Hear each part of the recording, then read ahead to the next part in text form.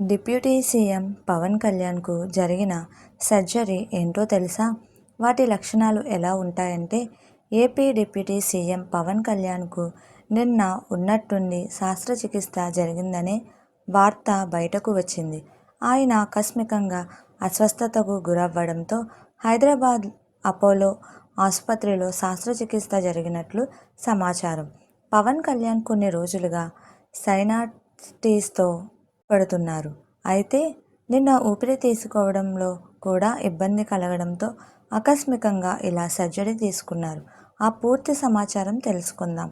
Andhra Pradesh deputy CM Pawan Kalyan నిన్న హైదరాబాద్లోని Apollo ఆసుపత్రిలో శస్త్రచికిత్స జరిగింది. కొన్నాళ్లుగా డిప్యూటీ సీఎం సైనసైటిస్తో బాధపడుతున్నారు. అయితే నిన్న పరిస్థితి మరింత ఎక్కువ అవడంతో సర్జరీ చేయాలని వైద్యులు సూచించారు. దీంతో అత్యవసరంగా ఆయన సర్జరీ చేయించుకున్నారు. ముక్కుకు ఆపరేషన్ చేసి శ్వాస ఇబ్బందిని తొలగించినట్లు పార్టీ వర్గాలు చర్చించుకుంటున్నాయి. సర్జరీ తర్వాత మళ్ళీ పవన్ ఇంటికి వెళ్ళిపోయినట్లు సమాచారం. వైద్యులు పవన్ కళ్యాణ్కు సరైన టెస్టులు కూడా నిర్వహించి సర్జరీ తర్వాత 10 రోజుల పాటు ఆయనకు విశ్రాంతి తీసుకోవాలని సూచించినట్లు సమాచారం. ఏపీ డిప్యూటీ సీఎం కొన్ని రోజులుగా ఈ వ్యాధితో బాధపడుతున్నారు. ఈ నేపథ్యంలో నిన్న ఎక్కువగా సమస్య అవడంతో వైద్యులకు ఆయన ఇబ్బంది పడుతున్న విషయాన్ని తెలియజేశారు. దీంతో టెస్టుల ప్రకారం ఆయనకు సర్జరీ చేయాలని సూచించడంతో ఎంఆర్ఐ తర్వాత శస్త్రచికిత్స నిర్వహించారు.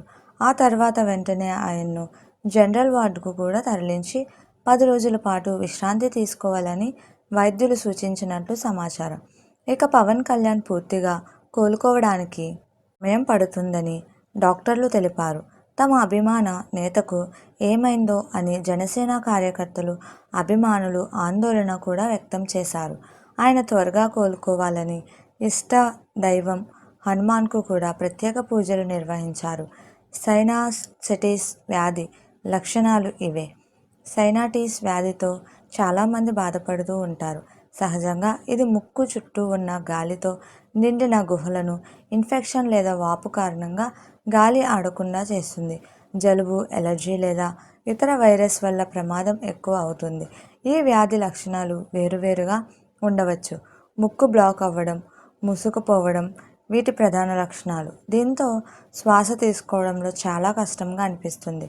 సైనసైటిస్లో ఉన్న వారిలో ముఖం, చెంపలు, నుదురు, జుట్టు కూడా నొప్పిగా ఉంటుందని వైద్యులు చెబుతున్నారు. ఒక్కోసారి తలనొప్పి సమస్య కూడా అవుతుంది. రాత్రి వేళల్లో ఈ వ్యాధి లక్షణాలు ఎక్కువగా కనిపిస్తాయి. నిరంతరం అలసటగా ఉండడం, బలహీనత, ఒక్కోసారి జ్వరం కూడా రావచ్చు. ఇన్ఫెక్షన్ పెరిగినప్పుడు ముక్కు పూర్తిగా మూసుకుపోయినట్లు రుచి, వాసన కూడా తెలియదు. చెవుల్లో కూడా ఒత్తిడికి అనిపిస్తుంది.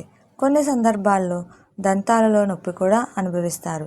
ఈ సైనసైటిస్ దీర్ఘకాలంగా ఉంటే అది తీవ్రంగా మారుతుంది. ఈ సమయంలో వైద్యులను వెంటనే సంప్రదించాలి. సర్జరీ చేసే అవకాశం కూడా ఉంది. సరైన చికిత్స సరైన సమయంలో తీసుకుంటే సమస్యను నియంత్రించవచ్చు. మీకు మా వీడియోస్ కనుక నచ్చినట్లయితే ఇలాంటి మరెన్నో విషయాలు తెలుసుకోవాలనుకుంటే డూ సబ్స్క్రైబ్ టు సమాజం ముచ్చట్లు.